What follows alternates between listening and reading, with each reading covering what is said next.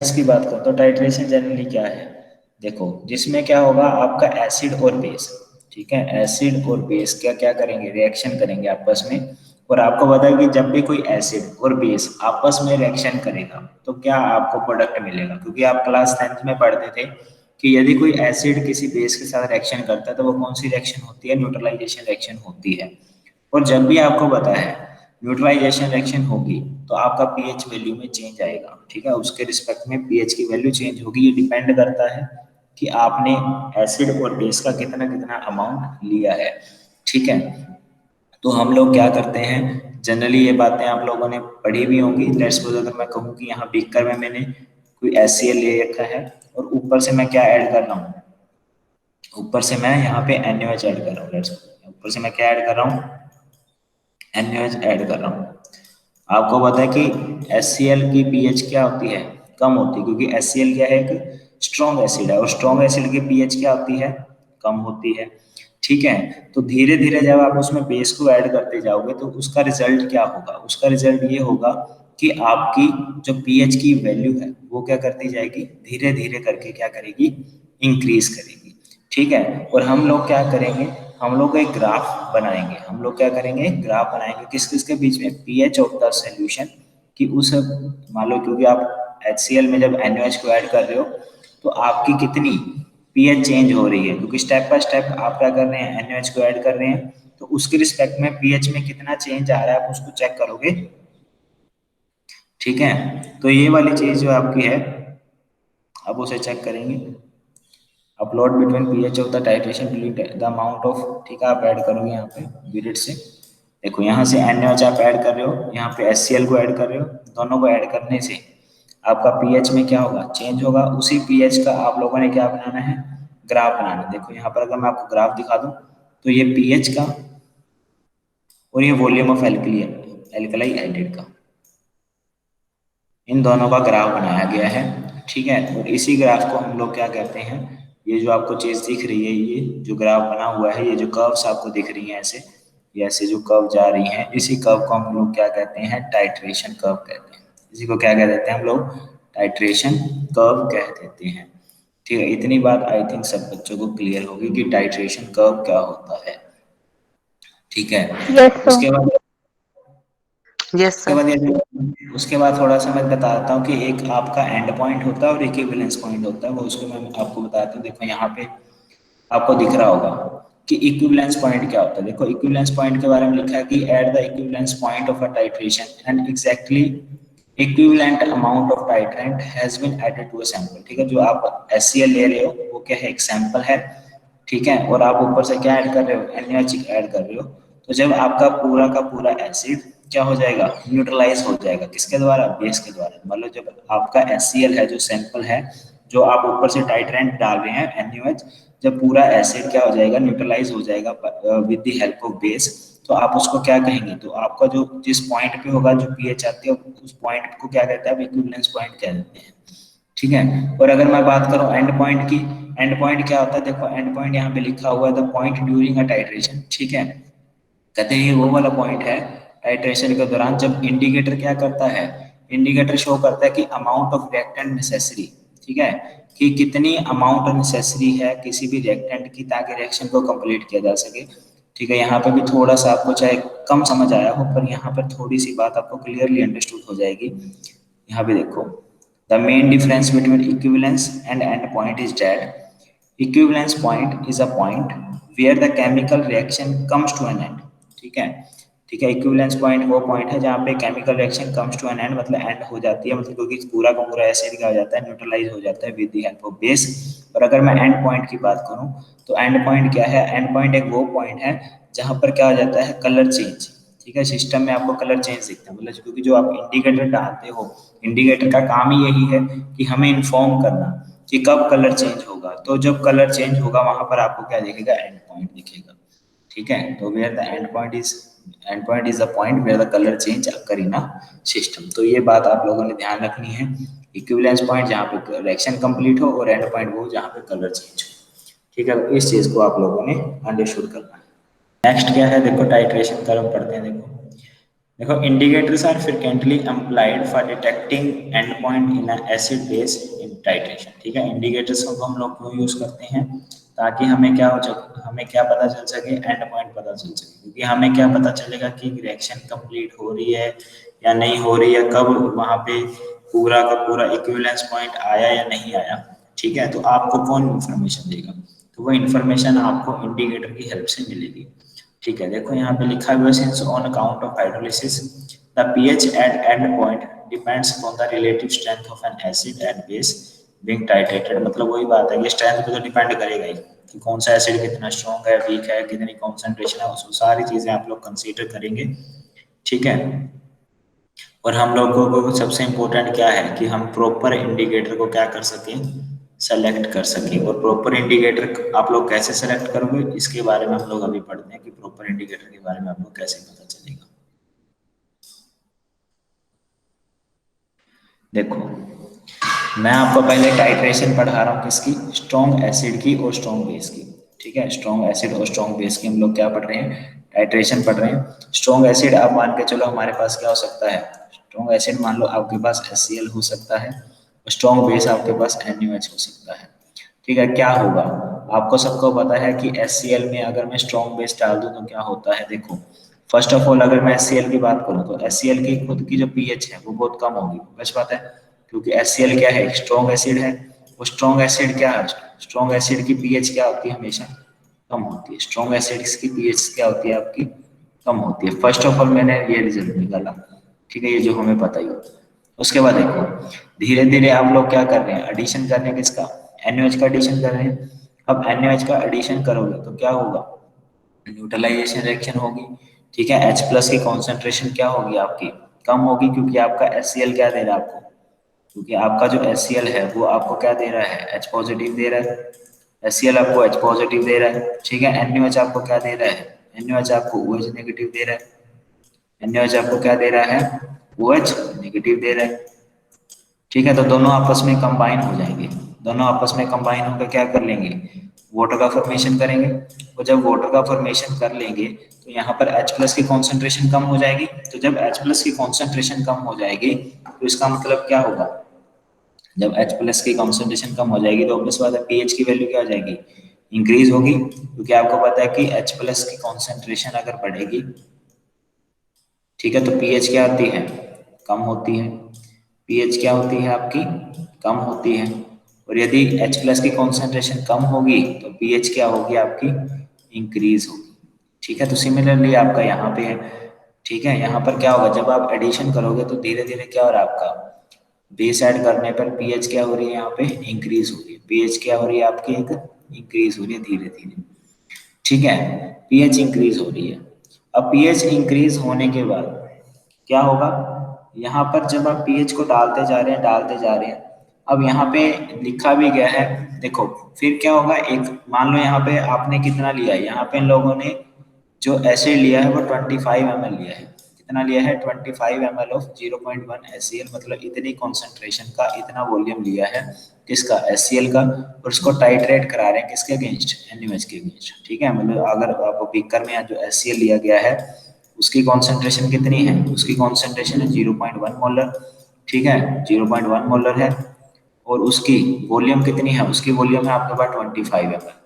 ठीक है, और उसमें आप लोग क्या ऐड कर रहे हैं, NaOH ऐड कर रहे हैं। क्या ऐड कर रहे हैं, ऊपर से NaOH ऐड कर रहे हैं। और NaOH की कॉन्सेंट्रेशन भी कितनी है, NaOH की कॉन्सेंट्रेशन भी 0.1 है। क्या है, 0.1 है। ठीक है, और आप धीरे धीरे देखो, पहले ग्राफ बना हुआ है कि 5 मोल ऐड किया है, 10 मोल ऐड किया है, या 15 मोल ऐड किया, या और ये इंटरवल अलग अलग भी हो सकते हैं।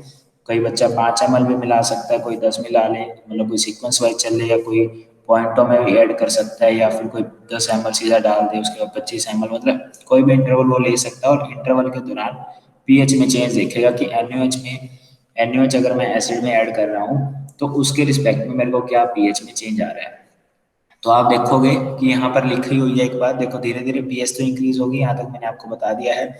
उसके बाद देखो यहाँ पर लिखा हुआ है, देखो देखो यहाँ पे कहते हैं जब भी मैंने ये देखा कि पीएच होता है, ठीक है, जब भी मैंने NaOH डाला HCl में, तो जो पीएच में जो चेंज है, जो पीएच है वो आपकी बहुत कम इंक्रीज हुई है, मतलब जनरली 1 से 4 ही इंक्रीज हुई है सिर्फ। ठीक है, मतलब आपने कितना बेस ऐड कर दिया है, आपने बेस देखो यहाँ पे 4 तो यहाँ हुई, देखो ये 4 के रिस्पेक्ट में यहाँ तक मान के चलो, देखो यहाँ तक हुई 4, और नियर बाय इतना आप लोगों ने क्या कर दिया यहाँ पे, ठीक है, इतना आपने बेस ऐड कर दिया। समझ आई बात? देखो लिखा गया it is saying that pH change very slowly at the first and rise from 1 to only 4, मतलब आपने 24.99 ml, मतलब इतना ml आपने बेस ऐड कर दिया, 24.99 ml आपने बेस ऐड कर दिया, फिर भी जो pH में जो चेंज है वो सिर्फ कितना आया है, 1 to 4 का। ये क्या है, एक स्ट्रॉन्ग एसिड है, क्या, क्योंकि HCl क्या है, एक स्ट्रॉन्ग एसिड है, और स्ट्रॉन्ग एसिड है तो ऑब्वियस बात है H+ का कॉन्सेंट्रेशन बहुत ज्यादा होगा, ठीक है, मतलब बहुत ज्यादा होगा, और कुछ OH नेगेटिव के साथ अगर कंबाइन हो भी रहा है तो इतना ज्यादा आपको चेंज देखने को नहीं मिलेगा, ठीक है। तो मतलब स्ट्रॉन्ग एसिड और स्ट्रॉन्ग बेस किसकी तरह काम करते हैं, बफर की तरह काम करते हैं। स्ट्रॉन्ग एसिड और स्ट्रॉन्ग बेस किसकी तरह काम करते हैं, बफर की तरह काम करते हैं, जो स्मॉल डिल्यूशन करने पे, ठीक है, अपनी पीएच में चेंज नहीं होने देते, ठीक है। तो इसीलिए उन लोगों ने कहा है कि जब हम लोगों ने 24.99 ml अगर ऐड कर दिया, उसके बावजूद भी आपकी जो पीएच है वो कितना चेंज हुई है, सिर्फ 1 से 4 ही चेंज हो पाई है, इससे ज्यादा आपकी पीएच चेंज नहीं हुई है, ठीक है। अब देखो, अब क्या कहते हैं वो, देखो when added 19 the alkali solution has been added when about 99% आपको पता न्यूट्रलाइज हो चुका होगा। देखो further addition of a small amount of 0.01 ml of alkali raise raises a pH by about 3 unit to 7 unit। करे हम लोगों ने देखो यहाँ पर कितना ऐड कर लिया था, यहाँ तक हम लोगों ने कितना ml यूज किया था, 24.99 ml हम लोगों ने यूज कर लिया था। उसके बाद यहाँ तक कितना रह गया, ये गैप कितना था, ये गैप सिर्फ कितना है, 0.001 मोल, 0.01, ठीक है।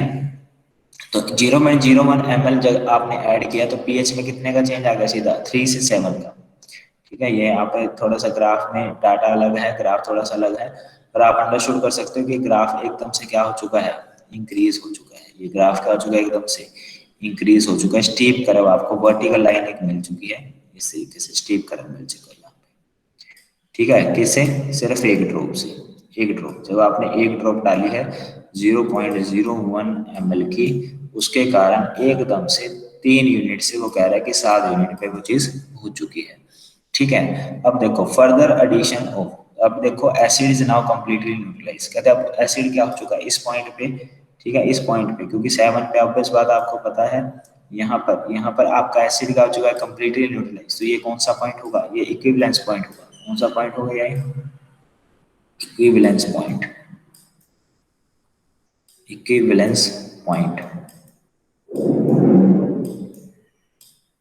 इक्विवेलेंस पॉइंट, ठीक है। और इस पॉइंट पे आपको पता है कि हम लोगों ने शुरुआत में कितने ml एसिड लिया था, 25 ml, और 25 ml ही मैंने क्या कर दिया, उसमें बेस ऐड कर दिया, तो क्या हो जाएगा, पूरा का पूरा एसिड क्या हो जाएगा, न्यूट्रलाइज हो जाएगा। वही बात हम लोगों ने लिखी है कि आप लोगों ने 24.99 तो ऐड कर ही रखा था, उसमें 0.01 ml और ऐड कर दिया, कितना कर दिया आप लोगों ने, 25 ml, 25 ml ही एसिड था, 25 ml ही बेस था, दोनों को ऐड करने पर क्या हो चुका है, वो पूरा क्या हो चुके हैं, आपके न्यूट्रलाइज हो चुके हैं, ठीक है। अब न्यूट्रलाइज होने के बाद क्या हुआ, देखो further addition of a small amount of NaOH, ठीक है, आपने फिर भी NaOH की एक ड्रॉप डाली है, कितनी, 0.01 ml फिर आपने डाला, उसके कारण क्या हुआ, देखो 0.01 ऐड करने के बाद देखो न्यूट्रलाइजेशन और एक्शन होने के बाद क्या बन जाएगा आपका, कंप्लीटली यहाँ पे साल्ट बन जाएगा और वाटर बन जाएगा, ठीक है। जब न्यूट्रलाइजेशन एक्शन कंप्लीट हो जाएगी तो प्रोडक्ट में क्या बन जाएंगे, साल्ट प्लस वाटर।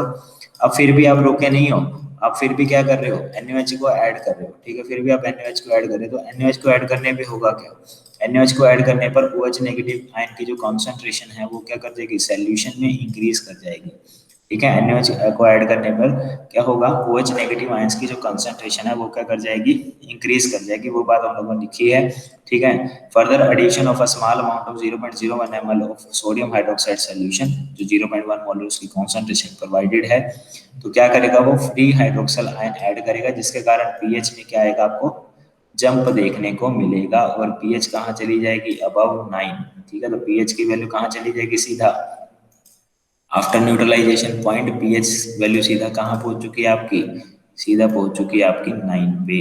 ठीक है, ये सीधा वैल्यू कहाँ पहुंच चुकी है आपकी 9 पे पहुंच चुकी है। और यहाँ पे आप लोगों ने क्या किया था, आफ्टर न्यूट्रलाइजेशन 0.01 मोलर आप लोगों ने क्या किया था, यहाँ पे ऐड किया था, क्या बेस ऐड किया था।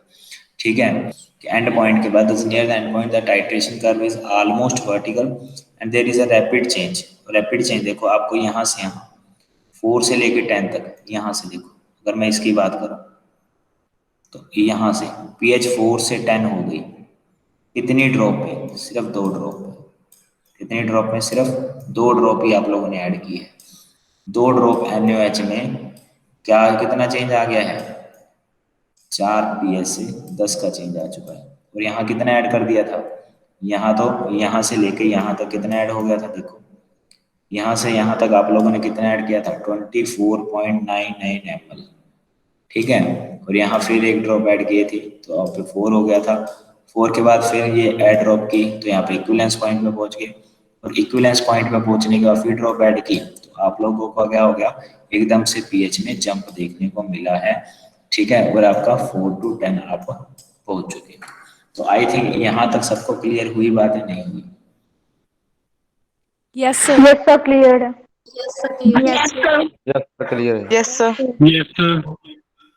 अब देखो, अब यहाँ पर आपसे क्वेश्चन पूछा जाएगा कि विच इंडिकेटर आई यूज। ठीक है, कौन सा इंडिकेटर मैं यूज करूँ यदि मेरे पास लैब में HCl होता और एक NaOH होता, और आपसे ये क्वेश्चन आपका एग्जामिनर, ठीक है, कि बेटा ये कर रहे हो तो इसमें कौन सा इंडिकेटर यूज करोगे। ठीक है, और मैंने बताया कि कोई भी इंडिकेटर अगर तुम यूज करते हो तो तुम्हें उस टाइट्रेशन के रिस्पेक्ट में उसका जो पीएच रेंज होता है उसकी इंफॉर्मेशन होना बहुत कंपल्सरी है। ठीक है, क्योंकि यहाँ पर आप लोग अगर गैप देखोगे तो यहाँ पर गैप आपको पीएच रेंज का गैप कितना दिख रहा है, 3 to 10। ठीक है, यहाँ से 3 से लेके 10 आपको पीएच रेंज गैप मिल चुका है। ठीक है, आपको गैप मिला हुआ है।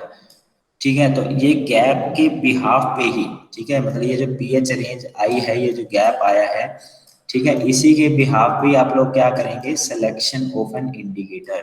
ठीक है, इसी के बिहाफ पे आप क्या करेंगे, इंडिकेटर को सिलेक्ट करेंगे कि मुझे कौन सा इंडिकेटर सेलेक्ट करना चाहिए या कौन सा इंडिकेटर मुझे सेलेक्ट नहीं करना चाहिए। इसकी इंफॉर्मेशन कौन देगी मुझे, पीएच रेंज देगी। मतलब ये जो पीएच में जो चेंज आ रहा है ना, यहाँ पे एसिड का जब हम लोगों ने टाइट्रेट कराई, स्टीप कर्व मिले है, इसी के बिहाफ में हम लोगों को क्या मिल जाएगा कि ये पीएच रेंज कहाँ तक आ रही है। ठीक है, उसी के बिहाफ पे हमें क्या मिल जाएगा, सिलेक्शन इन इंडिकेटर, जो हमने कौन सा इंडिकेटर सेलेक्ट करना है उसकी इंफॉर्मेशन हमें मिल जाएगी। बस हम लोगों ने क्या करते हैं, हम लोगों ने ऐसा इंडिकेटर ढूंढने हैं जो इस रेंज को क्या करते हो, फुलफिल करते हैं। ठीक है, तो इस रेंज को फुलफिल करने वाले आपके जनरली 2 है ही हैं। ठीक है, अगर मैं मिथाइल ऑरेंज की बात करूं तो इस रेंज को ऑब्वियस बात है फुलफिल करेगा, क्योंकि ये किसके बीच में आ रहा है, आपको उसी के बीच में आता है, 3 to 10 के बीच में ही आ रहा है, तो मिथाइल ऑरेंज को तुम लोग यूज कर सकते हो। यदि मैं फिनाफेथलीन की बात करूं तो फिनाफेथलीन को भी क्या कर सकते हो, आप यूज कर सकते हो। किसके लिए, 8.0 से लेकर 9.8 तक तुम लोग क्या कर सकते हो, यूज कर सकते हो। तो दोनों को ही क्या कर सकते हो तुम लोग, यूज कर सकते हो। ठीक है, तो मिथाइल ऑरेंज हो चाहे आप फेनाफेथलीन हो, दोनों को ही क्या कर सकते हैं, आप यूज कर सकते हैं। ठीक है, और आपसे अगर ये भी पूछा जा सकता है कि ठीक है आपने फिर मिथाइल ऑरेंज भी यूज कर लिया, फेनाफेथलीन भी यूज कर लिया, out of methyl orange and phenolphthalein which is best indicator for the titration of a strong acid with strong base, how you can decide which indicator is the best। ठीक है, तो आप कैसे डिसाइड करेंगे, तो आपको सिंपल सा एक चीज देखनी है। देखो, मिथाइल ऑरेंज की अगर मैं बात करूं तो मिथाइल ऑरेंज आपको पता है कि अगर 3 से नीचे अगर तुम जाओगे तो कलर रेड शो करेगा, और अगर 4.4 से अबव जाओगे तो कलर आपको येलो कलर शो होगा। ठीक है, और अगर पीएच रेंज अगर उसके बीच की बात की जाए 3 to 4.4 की अगर बात करूं तो यहाँ पर मुझे क्या मिलेगा, मिक्सचर मिलेगा। क्या मिलेगा मुझे यहाँ पे, मिक्सचर मिलेगा। क्या मिलेगा मुझे यहाँ पे, मिक्सचर मिलेगा। और अगर मैं यहाँ बात करूँ, यहाँ पर 8.0 से नीचे आपको कलरलेस रहेगा सॉल्यूशन, और अगर उसकी 9.8 से ऊपर की बात करूँ या 9.8 पे तो पिंक मिलेगा, और इसके बीच में मिक्सचर मिलेगा। देखो कलरलेस से आपको कोई कलर मिल जाए तो उसको डिटेक्ट करना आसान है, ठीक है। मतलब अगर आपके पास सिंपल पानी है और पानी में रंग घोल दो तो आपको कलर देखना बिल्कुल आसान है। आपको अगर पहले कलरलेस था, अब थोड़ा सा पानी डाल, थोड़ा सा मैंने कलर डाल दिया तो अब ये पिंक कलर हो गया है। इजिली आंखों से आप डिटेक्ट कर सकते हैं। और अगर मैं मिथाइल ऑरेंज की बात करूं तो मिथाइल ऑरेंज में तो आपको सिंपल सी बात पता है कि पहले रेड कलर था, अब क्या होगा, अब रेड और येलो दोनों का मिक्सचर सा बनेगा, क्योंकि आपको कोई ऐसे नहीं है, क्योंकि दोनों अब या तो वो ये कलर को बिल्कुल इजीली आप लोग, आपकी आंखें ही ऐसी हो कि इजीली डिटेक्ट कर लो, पर वो हर किसी के लिए पॉसिबल नहीं है, क्योंकि मिक्सचर बनता रहेगा। रेड और येलो का क्या बनता रहेगा, मिक्सचर बनता रहेगा, जिसको आप इजीली आइडेंटिफाई नहीं कर पाओगे। तो इसीलिए हम लोग कहते हैं कि आउट ऑफ मिथाइल ऑरेंज और अगर मैं फेनोल्फथलीन की बात करूं, ठीक है, क्योंकि यहाँ पर दोनों ही तरह के इंडिकेटर्स को यूज किया जा सकता था, तो कौन सा बेस्ट रहेगा, तो बेस्ट मेरे अकॉर्डिंग फेनोल्फथलीन रहेगा, क्योंकि यहाँ पे कलरलेस से आप पिंक जा रहे हो, मतलब कलरलेस से पिंक में चेंज हो जाएगा तो आप क्या कहोगे, हो गई टाइट्रेशन, क्या कहोगे आप, क्या कहोगे, हो गई है टाइट्रेशन, कंप्लीट हो गई है टाइट्रेशन। तो इस तरीके से आप लोग इंडिकेटर को सेलेक्ट कर सकते हैं, ठीक है। और जो हम लोगों ने टाइट्रेशन पढ़ी है, titration between strong acid and strong base, उनके लिए दोनों ही हमारे जो इंडिकेटर्स हैं methyl orange as well as phenolphthalein, वो बहुत क्या है, सुटेबल हैं इस टाइट्रेशन के लिए, ठीक है।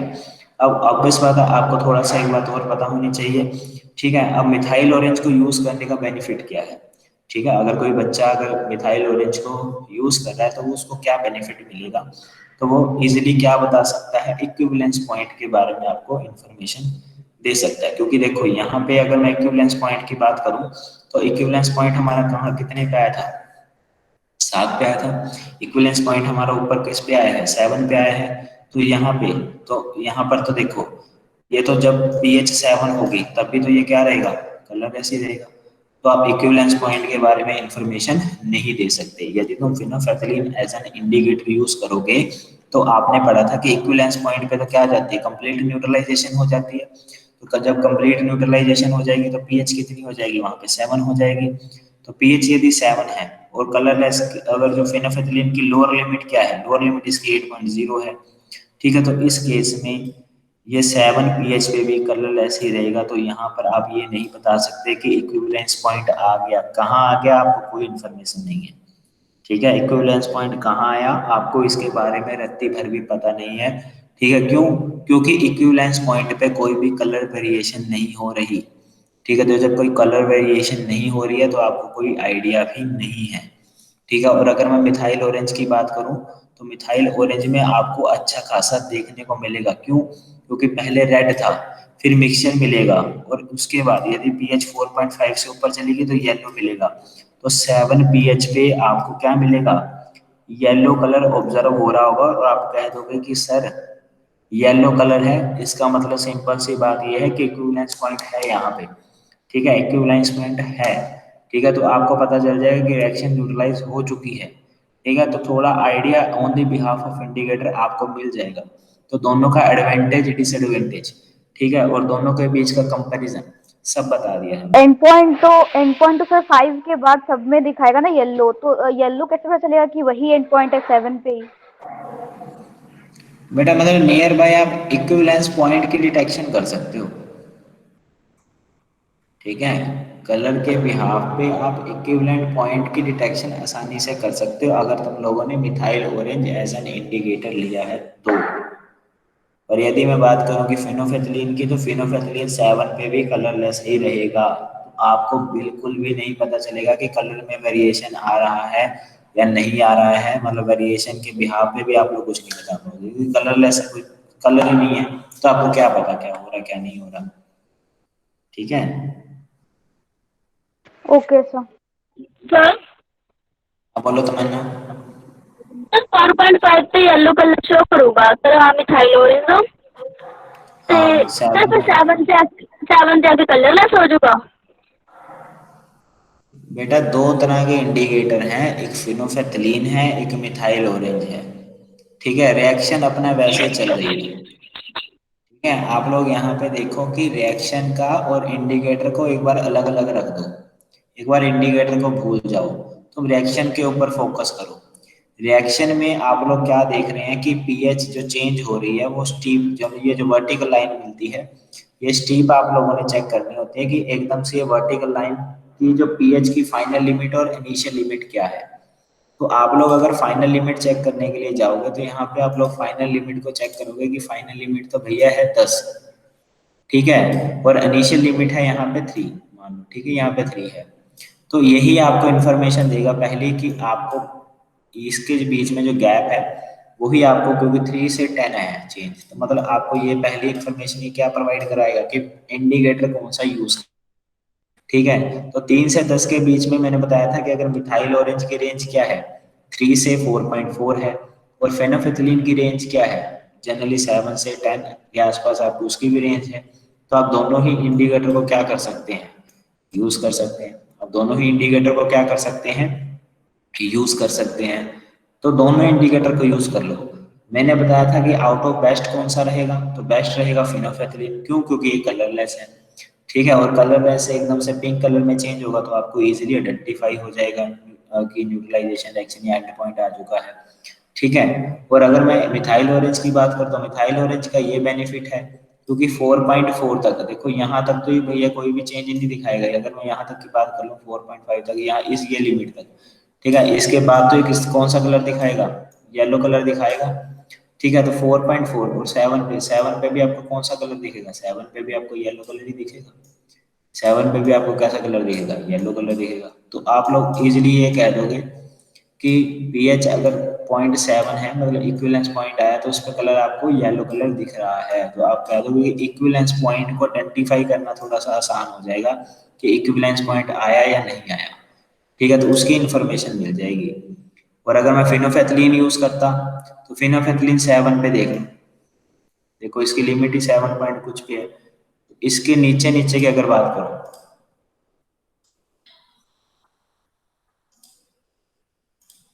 ठीक है, अगर देखो इसके नीचे नीचे अगर मैं बात करूं, इसके नीचे तो कौन है ये, इसके नीचे तो कलरलेस है, इसके नीचे तो क्या है, ये कलरलेस है, कोई चेंज नहीं दिखेगा आपको। इसके नीचे तो क्या है, कलरलेस है, कोई चेंज नहीं आएगा, ठीक है। और इसके ऊपर जाओगे, अगर इसके ऊपर जाओगे, यहाँ से चले जाओ ऊपर, तो यहाँ पर आपको कौन सा कलर मिलेगा, इसके ऊपर जाओगे तो पिंक कलर मिल जाएगा, ऐसा कलर मिल जाएगा आपको, पिंक कलर मिल जाएगा।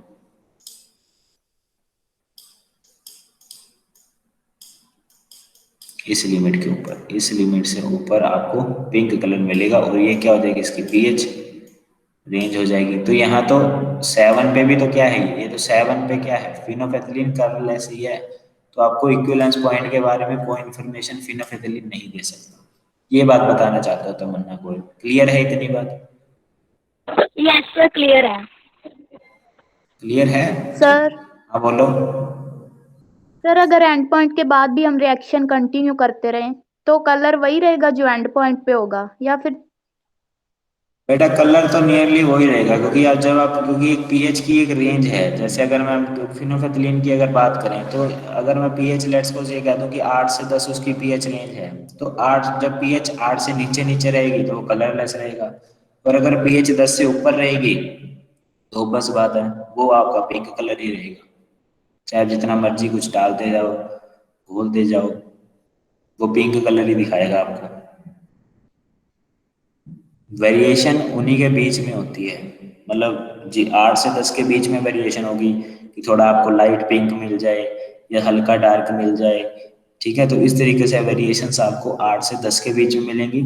बिलो 8 या 8 पे आपको आपको क्या मिलेगा, आपको नॉर्मली क्या मिलेगा, कलरलेस मिलेगा, और अबव आपका 10 पे क्या मिलेगा,